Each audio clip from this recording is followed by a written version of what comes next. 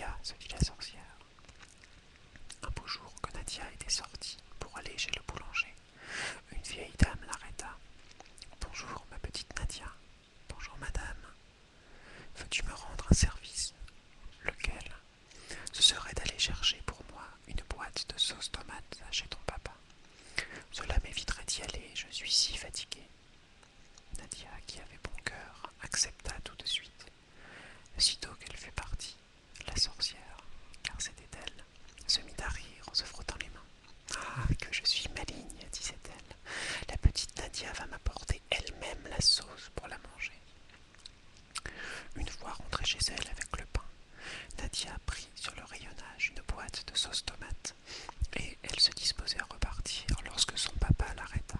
« Et où vas-tu comme ça ?»« Je vais porter cette boîte de sauce tomate à une vieille dame qui me l'a demandée. »« Reste ici, dit papa Saïd.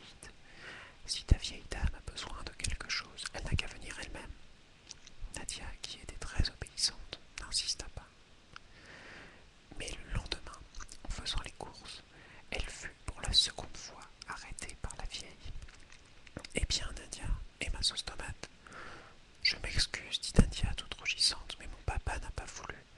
Il dit que vous veniez vous-même. »« C'est bon, dit la vieille, j'irai. » Le jour même, en effet, elle entrait dans l'épicerie. « Bonjour, monsieur Saïd. Bonjour, madame. Vous désirez? Je voudrais Nadia. »« Hein? Oh, pardon, je voulais dire une boîte de sauce tomate. »« Ah bon, une petite ou une grande? »« Une grande, c'est pour Nadia. »« Quoi? Non, non, je voulais dire, c'est pour manger des spaghettis. »« Ah ben, justement, j'ai aussi des spaghettis. Oh, ce n'est pas la peine, j'ai déjà Nadia. »« Comment? Excusez-moi, je voulais dire, les spaghettis, je les ai déjà chez moi. En ce cas, voici la boîte. » La vieille prit la boîte, la paya, puis, au lieu de partir, se mit à la soupeser. « C'est peut-être un peu lourd. Est-ce que vous ne pourriez pas... quoi? Envoyer Nadia chez moi? » Mais papa Saïd se méfiait. « Non, madame, nous ne livrons pas à domicile. Quant à Nadia, elle a autre chose à faire. Si cette boîte est trop lourde pour vous, eh bien tant pis, vous n'avez qu'à la laisser. »« C'est bon, dit la sorcière, je l'emporte. Au revoir, monsieur Saïd. Au revoir, madame. » Et la sorcière s'en fut avec la boîte de sauce tomate. Une fois rentrée chez elle, elle se dit « J'ai une idée. Demain matin, je vais aller rue Mouffetard et je me déguiserai en marchande. Lorsque Nadia viendra faire les courses pour ses parents, je l'attraperai. » Le lendemain, elle était rue Mouffetard, déguisée en bouchère lorsque Nadia vint à passer. « Bonjour, ma petite fille, tu veux de la viande? »« Ah non, madame, je viens acheter un poulet. »« Zut, pensa la sorcière. » Le lendemain, elle se déguisait en marchande de volailles. « Bonjour, petite, tu m'achètes un poulet? »« Ah non, madame, aujourd'hui, je veux de la viande. »« Crotte, pensa la sorcière. » Le troisième jour, déguisée à nouveau, elle vendait à la fois de la viande et de la volaille. « Bonjour, Nadia, bonjour, ma petite fille, qu'est-ce que tu veux? Tu vois, aujourd'hui, je vends de tout, du bœuf, du mouton, du poulet, du lapin. »« Oui, mais moi, je fais du poisson. »« Flûte. » Rentrée chez elle, la sorcière réfléchit, puis elle eut une nouvelle idée. « Eh bien, puisque c'est comme ça, demain matin, je deviendrai à moi tout seul toutes les marchandes de la rue Mouffetard. » Et en effet, le jour suivant, toutes les marchandes de la rue Mouffetard, il y en avait exactement 267. C'était elle. Nadia vint, comme à l'ordinaire, s'approcha, sans méfiance, d'un éventaire de légumes pour acheter cette fois des haricots verts, et elle allait payer quand la marchande la saisit par le poignet, l'enleva et hop, l'enferma dans le tiroir-caisse. Mais heureusement, Nadia avait un petit frère qui s'appelait Bachir. Voyant que sa grande sœur ne rentrait pas, Bachir se dit « C'est sûrement la sorcière qui l'a prise, il faut que j'aille la délivrer. » Il prit sa guitare à la main et s'enfuit rue Mouffetard. En le voyant arriver, les 267 marchandes, qui étaient la sorcière, se mirent à crier « Où vas-tu comme ça, Bachir ?» Bachir ferma les yeux et répondit « Je suis un pauvre musicien aveugle et je voudrais chanter une petite chanson pour gagner quelques sous. » « Quelle chanson ?» demandèrent les marchandes. « Je veux chanter une chanson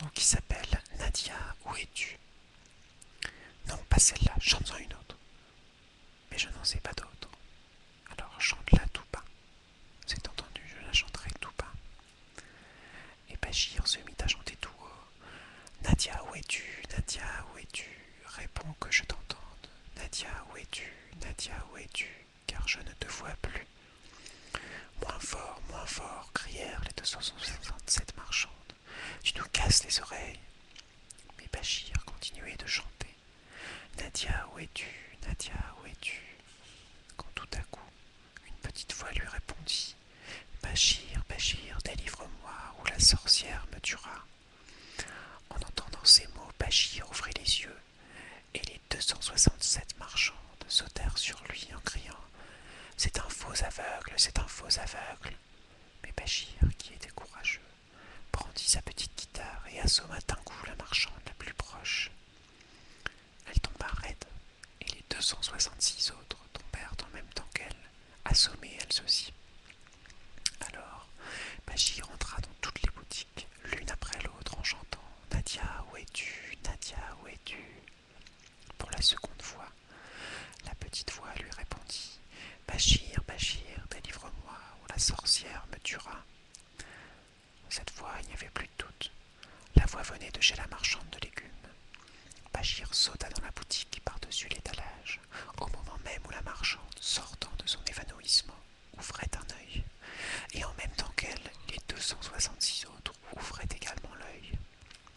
Heureusement, Bachir s'en aperçut et, d'un coup de guitare bien appliqué, il les rendormit pour quelques minutes. Ensuite, il essaya d'ouvrir le tiroir-caisse, cependant que Nadia continuait à chanter. « Bachir, Bachir, délivre-moi, ou la sorcière me tuera. » Mais le tiroir était trop dur, cela n'avançait pas. Nadia chantait et Bachir travaillait, et pendant ce temps, les 267 marchandes se réveillaient. Mais cette fois-ci, elles se gardaient bien d'ouvrir les yeux. Elles restaient les yeux fermés, au contraire, et elles s'approchaient en rampant de la boutique où Bachir travaillait, afin de le cerner. Comme Bachir, épuisé, ne savait plus que faire, il vit passer un grand marin, tout jeune et très costaud, qui descendait la rue. « Bonjour marin, veux-tu me rendre un service ?»« Lequel ?»« Ce serait de porter ce tiroir jusque chez nous. Ma sœur est enfermée dedans. Et qu'est-ce que j'aurai comme récompense? Tu auras l'argent, et moi, ma sœur. » D'accord. Bachir souleva le tiroir-caisse et alla le passer au marin, quand la marchande de légumes, qui s'était approchée tout doucement, l'attrapa par un pied et se mit à glapir. « Brigand, je te tiens !» Bachir perdit l'équilibre et laissa échapper le tiroir-caisse.